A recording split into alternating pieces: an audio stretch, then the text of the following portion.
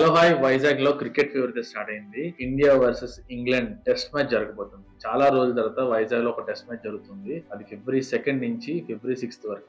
Andhra cricket association offline ticket counters పెట్టింది. ఒకటి Swarnabharathi stadium, ఇంకొకటి పిఎం పాలెం దగ్గర ఉన్న doctor YS Rajasekhar Reddy cricket stadium లో కూడా ఉన్నాయి. సో స్వర్ణభారతిలో అయితే ఫిబ్రవరి 1 వరకే ఆఫ్లైన్ టికెట్స్ అమ్ముతున్నారు.